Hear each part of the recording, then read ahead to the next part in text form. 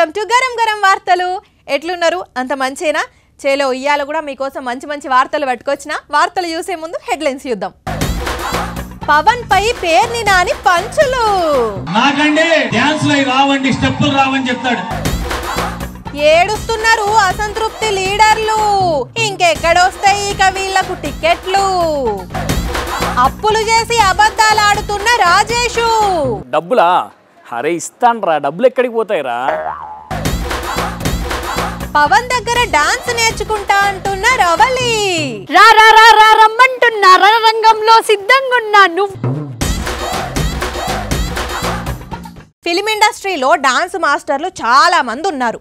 వీళ్ళు హీరోల చేత ఖతర్నాక్ స్టెప్పులు వేయించి ఫ్యాన్స్కి పిచ్చెక్కిస్తారు. సినిమాల్లోనే కాదు, మా రాజకీయాల్లో కూడా డాన్స్ మాస్టర్లు ఉన్నారు. వారు స్టెప్పులేస్తే స్టేజ్ దద్దరిల్లిపోతుంది అని అంటున్నారు మాజీ మంత్రి పేర్ని నాని. ఆయన ఎవరి గురించి చెబుతున్నారో చూద్దాం. సార్ చెప్పండి. హైదరాబాద్ లో మకం, భార్య హైదరాబాదు, కోడలు హైదరాబాదు, మనవడు హైదరాబాదు, కొడుకు హైదరాబాదు. 15 రోజులకు ఒకసారి వస్తాడు. ఆ రాష్ట్రంలో కాపురం, ఈ రాష్ట్రంలో రాజకీయాలు చేయడం అనేది వాళ్ళకే చెల్లింది. ఇలాంటి వింత ఎక్కడా చూడలేదమ్మా. ఇంకొకడు వంత పాడతాకు వస్తాడు. ఎవరతను? సినిమాల్లో మాత్రం చెప్తాడు చాలా ఇంటర్వ్యూలో, నాకండి డాన్స్ లై రావండి, స్టెప్పులు రావని చెప్తాడు. పవన్ కళ్యాణ్ మరి అల్లు అర్జున్ 11 లో కాకపోయినా కొంచెం అటు ఇటుగా వేస్తాడు స్టెప్పులు. స్టెప్పులు రాకపోతే పని, రియాక్షన్ రాకపోతే రాపోయింది. రాజకీయాల్లో మాత్రం శేఖర్ మాస్టర్ కంటే కూడా ఎక్కువ డాన్స్ కడుతున్నాడు రాజకీయాల్లో. సినిమాల్లో నేర్చుకున్న స్టెప్పులు రాజకీయాల్లో పనికొస్తున్నాయన్నమాట. రాజకీయాల్లో డాన్స్ మాస్టర్ గారు పవన్ కళ్యాణ్ గారు చెప్తున్నాడు. ఏం చెబుతున్నారు? రాజకీయాల్లో డాన్స్ మాస్టర్ ఇన్ని 100 కోట్లు పెట్టి, ఇన్ని 1000 కోట్ల రూపాయలు పెట్టి ఈ పేదవాళ్ళకి ఇంగ్లీష్ మీడియం చదివించాలని, బోర్డు ఇంగ్లీష్ యూట్యూబ్ లో చూసి నేర్చుకోవచ్చు కదా అని కూడా అన్నారు సార్. పూనావిడికి ఇద్దరు ముగ్గురు పూనావిడికి ఉన్నారు, రష్యావిడికి ఒక ముగ్గురు నలుగురు రష్యావిడికి ఉన్నారు. వీళ్ళందరూ ఏ బడిలో చదువుతున్నారు? ఎక్కడో ఇంటర్నేషనల్ స్కూల్లో చదువుకుంటున్నారు. మరి ఎందుకయ్యో మా నరసాపురంలో వీధి బడిలో, మున్సిపల్ బడిలో ఎందుకయ్యో నీ పిల్లల్ని తీసుకొచ్చాను నేను అడుగుతున్నా. తమ పిల్లలను ఇంటర్నేషనల్ స్కూల్స్ లోనే చదివిస్తారు. మొగల్తూరు మాది అని చెప్తావు, మీ మొగల్తూరు బడిలో ఎందుకయ్యో? వాళ్ళంటే డబ్బులున్నోళ్ళు ఎక్కడైనా చదివించుకుంటారు సార్. మీరు అక్కడ చదివించు, ఇక్కడ చదివించు అని చెబితే వింటారా? మీ పిల్లలు మాత్రం ఇంగ్లీష్ లో చదవాలి, ఇంగ్లీష్ లో మొత్తం ఇంటర్నేషనల్ స్కూల్లో చదవాలి. మీ పిల్లలు అమెరికాలో ఉద్యోగం చేయాలి, రష్యాలో ఉద్యోగం చేయాలి, సింగపూర్ లో ఉద్యోగం చేయాలి. మన పిల్లలు మాత్రం తెలుగు మీడియంలోనే చదవాలి, ఇక్కడే వీళ్ళ ఇంట్లో పాచి పనులు చేసుకోవాలి. అదేం విచిత్రమో గాని ఇంగ్లీష్ మీడియం వద్దు అని మొత్తుకునే పెద్దవాళ్ళు తమ పిల్లలను, మనవళ్లను ఇంగ్లీష్ మీడియంలోనే చేర్పిస్తారు, ఇంటర్నేషనల్ స్కూల్స్ లోనే చదువుతారు. పేద పిల్లలకు ఇంగ్లీష్ చదువులు వద్దు అని గుండెలు బాదుకుంటారు. కొంచెం అన్నా ఉండాలి కదా. నిజం చెబితే తల 1000 ముక్కలవుతుందని, చంద్రబాబుకు ఒక మునిశాపం ఉందని, అందుకే ఆయన ఎప్పుడు నిజాలు చెప్పడు అని చెప్పుకుంటున్నారు. ఆ మునిశాపం ఎంత పవర్ఫుల్లో గానీ అది నారావారి ఫ్యామిలీ మొత్తం మీద ఎఫెక్ట్ చూపిస్తుందేమో అని అనిపిస్తుంది. చంద్రబాబును అరెస్ట్ చేయగానే రాష్ట్రం అట్టుడికి పోతుందని ప్రజలందరూ రోడ్ల మీదకి వచ్చి ధర్నాలు, రాస్తారోకోలు చేస్తారని ఆశించారు టీడీపీ నాయకులు. కానీ జనం అది ఏమీ పట్టించుకోకుండా ఎంచక్కా వరల్డ్ కప్ క్రికెట్ మ్యాచ్లు, బిగ్ బాస్ షోలు చూసుకుంటూ ఎంజాయ్ చేస్తున్నారు. దాంతో సెంటిమెంట్ రగిలించేందుకు చంద్రబాబు సతీమణిని తీసుకెళ్లి జనంలో దిప్పుతున్నారు. మధ్య మధ్యలో ఆమెతో కొన్ని సెంటిమెంట్ డైలాగులు పలికిస్తున్నారు. అందులో ఒక ఆనిముత్యం చూడండి ఇప్పుడు. దేవాంశ్ అడగలేదమ్మా తాత ఎక్కడ అని. ఆయన అడిగారండి, మేము వేరే ఇతర దేశాలకు వెళ్ళామని చెప్పాం. చూసారా, 50 రోజులుగా చంద్రబాబు రాజమండ్రి జైల్లో ఉన్న విషయం మనవాడికి తెలియదట, విదేశాలకు వెళ్ళాడని చెప్పారట. అయితే మా కొడుకు మరీ అంత అమాయకుడేమీ కాదు, వాడికి అన్నీ తెలుసు, వాడికి సొంతంగా కంప్యూటర్ కూడా ఉంది, రోజు ఉదయం లేవగానే అందులో మొత్తం రీసెర్చ్ చేస్తాడు అని గతంలో నారా లోకేష్ మాట్లాడిన వీడియో చూడండి ఒకసారి. ఇప్పుడు నా దేవాంశ్ ఉన్నాడు, రీసెర్చ్ అంతా ఆన్లైన్ చేస్తాడు, బట్ గేమ్ లాడాడు, ఆన్లైన్ లో మూవీ చూసాక లేదు. అతనికి కంప్యూటర్ ఉంది, అతను రీసెర్చ్ చేస్తాడు. చూసారా, మరి కంప్యూటర్లో రీసెర్చ్ చేసే పిల్లోడికి తాత 50 రోజుల నుండి ఎక్కడికి వెళ్ళాడో తెలియకుండా ఉంటుందా? టీవీ ఆన్ చేస్తే మొత్తం తాత వార్తలే కదా. ఈ 50 రోజుల్లో ఒక్కసారి కూడా వార్తలు చూడకుండా ఉంటాడా? తమ రాజకీయాల కోసం, సెంటిమెంట్ కోసం పాపం ఆ పిల్లోని కూడా వాడుకుంటున్నారంటే ఇదంతా ఆ మునిశాపమే కాబోలు అనుకుంటున్నారు ఈ 2 వీడియోలు చూసిన వాళ్ళు. కష్టపడ్డా కార్యకర్తల కాలికి ముళ్ళు గుచ్చుకుంటే నోటితోని తీసిన ఎవ్వల ఆపతున్నదని చెప్పినా ప్రభుత్వం కంటే ముందే పోయి ఆదుకున్నా. పీసీసీ చీఫ్ ఇంటికొస్తే చికెన్ 65, మటన్ 35, చేపల పులుసు పెట్టిన అసొంటి నాకు టికెట్ ఇయ్యరా అని ఎక్కి ఎక్కి ఏడవాలే. నేను దగ్గను, నా తడాకా చూపిస్తానని కొందరు కాంగ్రెస్ పార్టీ లీడర్లు ఫుల్ ఫైర్ మీద ఉన్నారు. సరే, ఇట్లా ఇంకా నెల రోజులు ఇట్లనే ఉంటుంది కానీ ఓవరాల్గా ఒక్కసారి రాజకీయం మరుచుకొని వద్దాం పాండ్రి.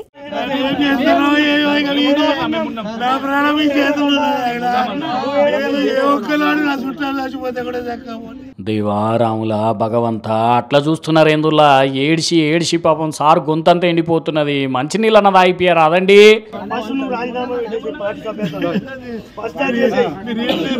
ఎల్లారెడ్డి నియోజకవర్గ కాంగ్రెస్ టికెట్ ను మంత్రి ఎర్రబెల్లి సొంత అల్లుడు మదన్ మోహన్ రావుకి ఇచ్చేసరికి హట్ అయిన సుభాష్ రెడ్డి సార్ ఇగో ఇట్లా కండ్ల నిలు తీసుకున్నాడు పాపం. అందరూ కూడా వాటికి రాజీనామా చేయడం జరిగింది. ఇప్పుడే మేము ఒకటే హెచ్చరిస్తూ ఉన్నాం, ఈ యొక్క మదన్ మోహన్ అనే కోవట్, ఈ యొక్క మదన్ మోహన్ అనే టీఆర్ఎస్ కోవట్ మీరు ఎట్లా టికెట్ ఇచ్చారని చెప్పేసి నేను అడుగుతా ఉన్నా.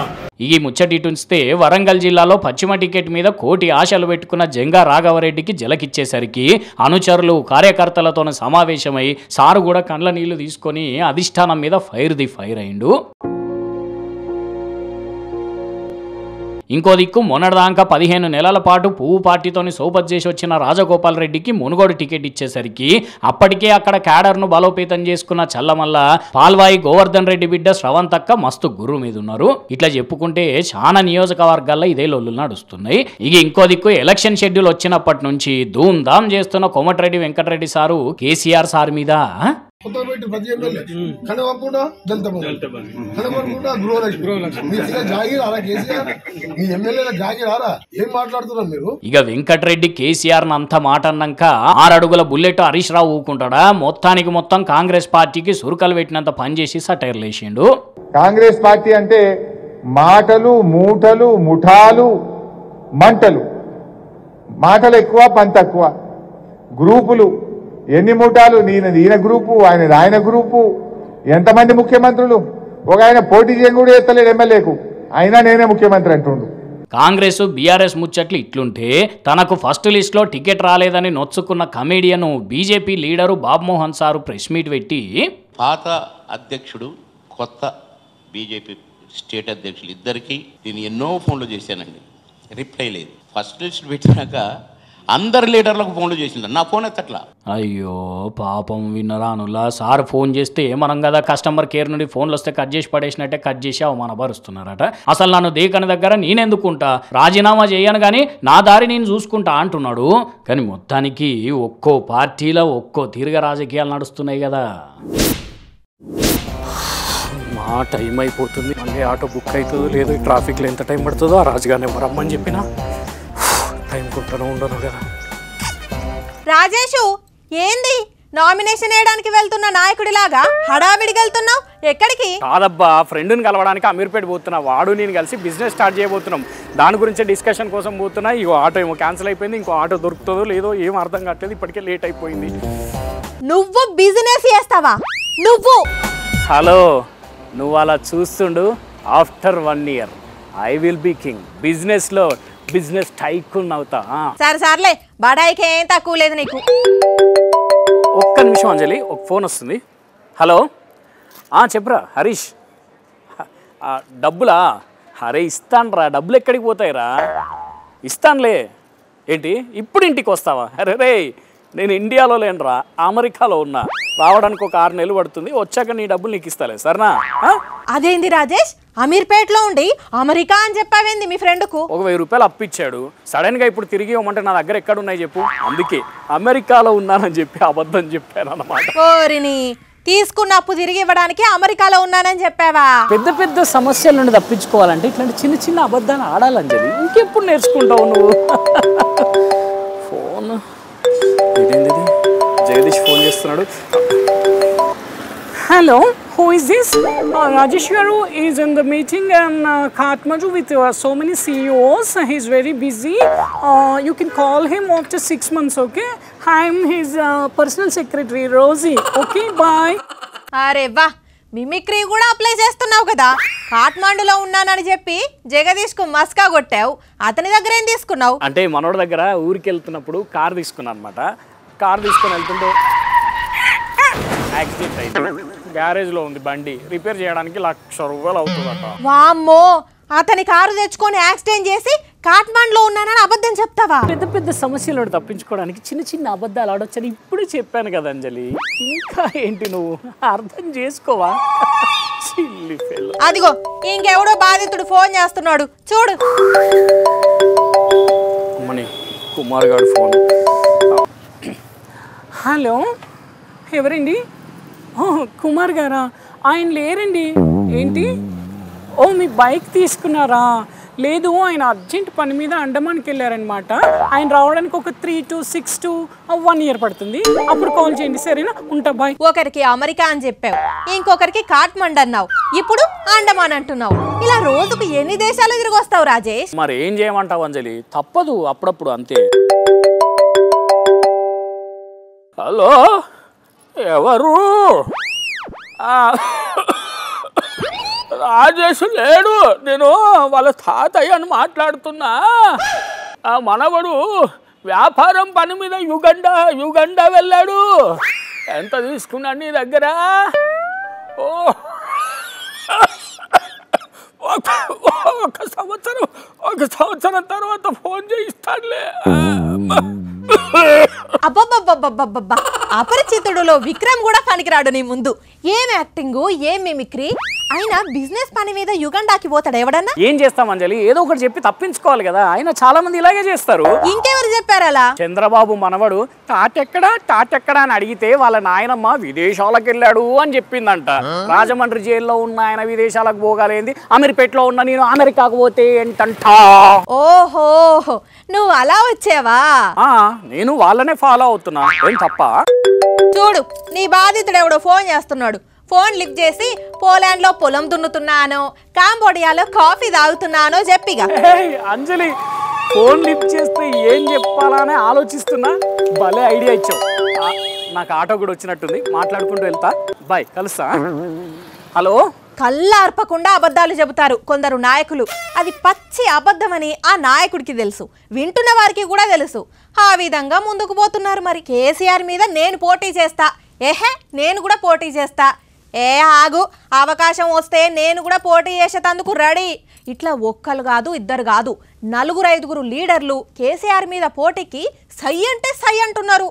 నిజంగా పోటీ చేస్తే గెలుస్తారా లేదా అన్న ముచ్చట పక్కన పెడితే ఫలానా లీడర్లు పోటీ చేస్తారట అనే వార్తలైతే మస్తు హల్చల్ చేస్తున్నాయి. కిక్కు సినిమాలో రవితేజ కిక్కు కోసం సాహసాలు చేసినట్టో లేకపోతే నిజంగానే కొడితే ఏనుగు కుంభస్థలానే కొట్టాలనే పట్టుదలను తెలియదు గాని గజ్వేలు కామారెడ్డిలో కేసీఆర్ మీద బీజేపీ కాంగ్రెస్ లీడర్లు పోటీకి సై అంటే సై అంటున్నారు. ఎప్పటి నుండో గజ్వేల్లో పోటీ చేస్తా అని చెప్తున్న ఈటలకు పార్టీ అధిష్టానం టికెట్ కూడా కన్ఫర్మ్ చేసేసరికి ఆయన ప్రచారం కూడా మొదలుపెట్టిండు. గజ్వేల్ నియోజకవర్గ ప్రజల హృదయాల్లో నువ్వున్నావా తేల్చుకునే సందర్భం 2023 నవంబర్ 30వ తారీఖు నాడు రాబోతుంది. ఇక మొన్న బీజేపీలో నుంచి కాంగ్రెస్ పార్టీలో జాయిన్ అయిన కోమటిరెడ్డి రాజగోపాల్ రెడ్డి పార్టీ అవకాశం ఇస్తే గజ్వేల్లో పోటీ చేస్తా, కేసీఆర్ ను ఓడగొడతా అని అంటున్నాడు.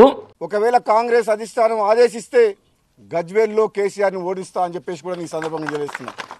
అట్లనే కేసీఆర్ పోటీ చేస్తానంటున్న మరో నియోజకవర్గమైన కామారెడ్డిలో కాంగ్రెస్ తరపున పోటీకి షబ్బీర్ అలీ ఆల్రెడీ ఉన్నప్పటికీ అవసరమై పార్టీ ఆదేశిస్తే నేనైనా పోటీ చేస్తా, లేదంటే బట్టి అయినా పోటీ చేస్తాడు అని బాజాప్తగా చెప్పిండు రేవంత్ రెడ్డి. బట్టి గారైనా రేవంత్ రెడ్డి గారైనా పార్టీ ఆదేశిస్తే అది కామారెడ్డి అయినా సిరిసిల్ల అయినా తండ్రి కొడుకులను చిత్తుగా ఓడించడానికి మేమిద్దరం సిద్ధంగా ఉన్నాం. ఈ లెక్కన చూస్తుంటే అటు బీజేపీ ఇటు కాంగ్రెస్ రెండు పార్టీలు కేసీఆర్ మీద గట్టిగానే దృష్టి పెట్టినట్టున్నాయి. మరిది పశ్చిమ బెంగాల్లో బీజేపీ సువేందు అధికారిని పోటీకి పెట్టి మమతను ఓడించినంత ఈజీ అవుతుందా, లేదంటే కేసీఆర్ని ఎదుర్కొనడం అంత ఈజీగా అయ్యే పని కాదు అని నిరూపితమవుతుందో చూడవలసి ఉన్నదిగా. మా రవలి పొద్దటి నుంచి స్టైల్ సినిమాలో లారెన్స్ కంటే ఎక్కువ డాన్సు అని అలవరిస్తున్నది. మరి పిల్ల ఎక్కడ ఎగురుతున్నది, ఏడ డాన్స్ చేస్తున్నది చూద్దాం. అన్నా, పవన్ కళ్యాణ్ డాన్స్ స్కూల్ ఎక్కడ?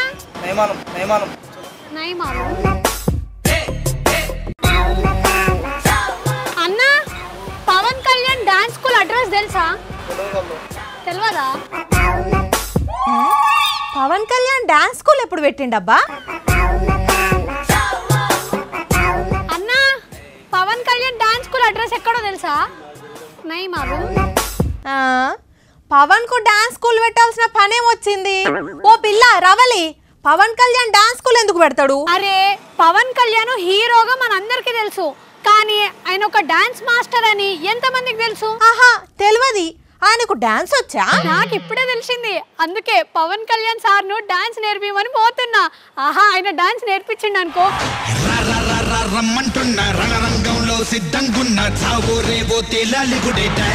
అని సూపర్ గా డాన్స్ నేర్చుకోవచ్చు. పవన్ కళ్యాణ్ డాన్స్ నేర్పిస్తే ఆయన పాటలకు నేర్పిస్తాడు కావచ్చు, గా లారెన్స్ పాటలకు డాన్స్ ఎందుకు నేర్పిస్తాడు?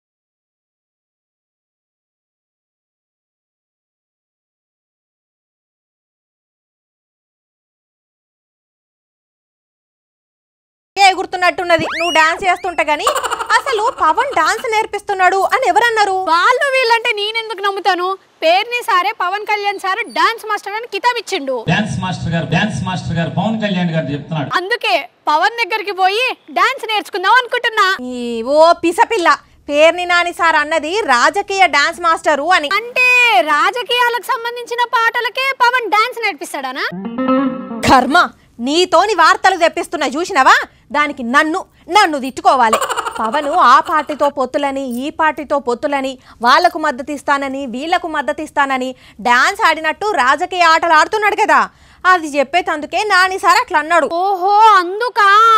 నిజంగానే పవన్ కళ్యాణ్ డాన్స్ మాస్టర్ అనుడితోనే ఆయన దగ్గరికి పోయి డాన్స్ నేర్చుకుందాం అనుకున్నా.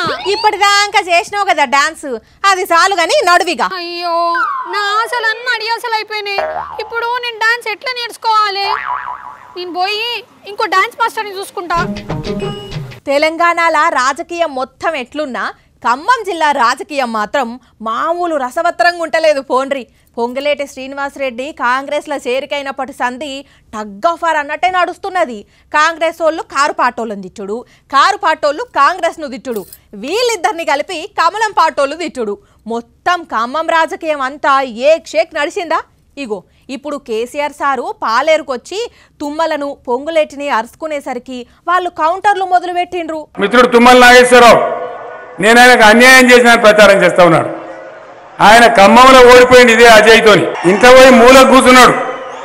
బీఆర్ఎస్ ప్రభుత్వం వచ్చిన తర్వాత నేను పాత స్నేహితం ఉందని, పర్వాలేదు సీనియర్ నాయకుడని ఆయనను తీసుకొచ్చి ఏ పదవి లేకున్నా మంత్రి పదవి ఇచ్చి ఎమ్మెల్సీని చేసి ఆ తర్వాత పాలేరులో ప్రజల కోసం పార్టీలోకి వెళ్ళా తప్ప పదవి కోసం వెళ్ళలేదు. పదవులన్నీ నన్ను ఎదుర్కొంటూ వస్తున్నాయి తప్ప నేను ఎవరి దగ్గరికి పదవికి వెళ్ళి దేహి అని అడగలేదని చెప్పి కూడా ఈ సందర్భంగా మనం చేస్తున్నా. 95లోనే నీకు ట్రాన్స్పోర్ట్ మినిస్టర్ ఇప్పించే దాంట్లో నా భాగస్వామ్యం ఉంది. 4 పైరవీలు 4 కాంట్రాక్టులు చేసి సంపాదించుకొని ఆ డబ్బు మదంతో ప్రజల్నే కొంటాం, ప్రజాస్వామ్యాన్నే కొంటామనే అహంకారపూరిత మాటలు మాట్లాడుతూ ఉన్నారు. ఇది రాజకీయమా? దీన్ని రాజకీయం అనుకోవచ్చునా? వీళ్ళు ఏం చేస్తారు? ఇలా కోట్ల ఖర్చు పెట్టి మీ ఓట్లు తీసుకొని మిమ్మల్ని ఏమారిస్తే అదే చెయ్యి పెట్టి మీ కడుపులో పేగులు లాగుతారంటే మనవి చేస్తా ఉన్నాం. అయ్యా కల్వకుంట్ల చంద్రశేఖరరావు గారు ఎవరైతే మీ పక్కన కూర్చొని నుంచోబెట్టి మాట్లాడారో వారు అసలు ఏ పార్టీ నుంచి గెలిచారండి? కల్వకుంట్ల చంద్రశేఖరరావు గారు వారికి ఏమి ప్యాకేజీలు ఇచ్చారని మీ పార్టీలో జాయిన్ అయ్యారు? అసలు ప్రజాస్వామ్యం అనే పదము వాడే నైతిక హక్కు మీకుందా? ఇక ఇవి మరి ఇయాల్టి గరం వార్తలు. మళ్ళా రేపు మంచి గరంగా వార్తలు పట్టుకొని వస్తాం మీకోసం. అప్పటి వరకు చూస్తూనే ఉండండి సాక్షి టీవీ. గుర్తుకున్నది కదా మన టైం అయితే రాత్రి 8:30కి, మళ్ళీ పొద్దున 8:30కి ఉంటాం మరి.